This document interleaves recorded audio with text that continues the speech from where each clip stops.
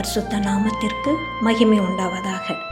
சென்ற வார கேள்விகளை படித்து பதில்களை தெரிந்து கொண்டிருப்பீர்கள்.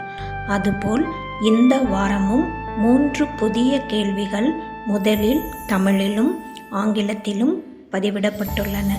அதைத் தொடர்ந்து கடந்த வார கேள்விகளுக்கான சரியான பதில்கள் பதிவிடப்பட்டுள்ளன. நாம் இப்போது கேள்விகளை பார்க்கலாம். கேள்வி 1.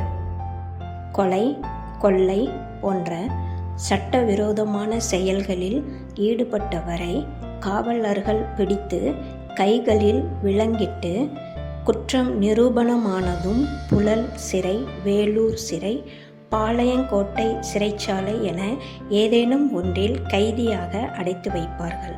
ஆனால் இங்கு ஒருவர் செய்த குற்றம் நிரூபணமானதும் குளிர்சாதன அறை கொண்ட பூட்டப்படாத சிறையில் அடைக்கப்பட்டார். யார் அந்த குற்றவாளி?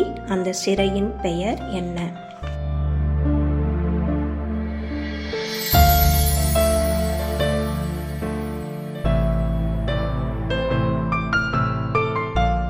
கேள்வி 2. முற்காலத்தில் பெருஞ்செல்வந்தர்கள் ஜல்லிக்கட்டு காளையை அடக்கும் வீரனுக்கும் இளவட்ட கல்லை தூக்கும் பலசாலிக்கும் தன் மகளை மனம் முடித்து கொடுப்பதாக கூறி போட்டி நடத்துவார்கள்.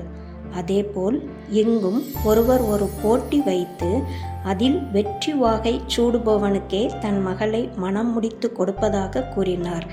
யார் அவர்? வெற்றி வாகை சூடிய மணவாளன் யார்?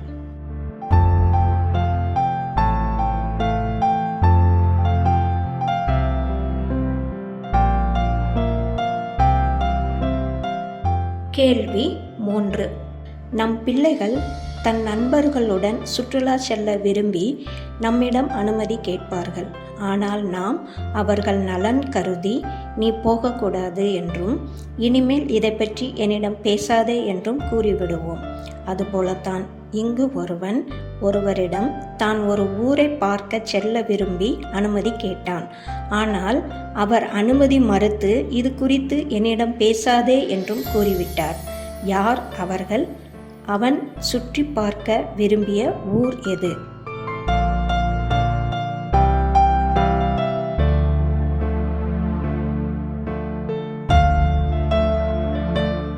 கடந்த வார கேள்விகளுக்கான பதில்கள். 1. பெனாயா. 2. சாலமோன் கர்த்தரிடம் கேட்டது ஞானம், கேளாதது ஐஸ்வர்யமும் மகிமையும். 3.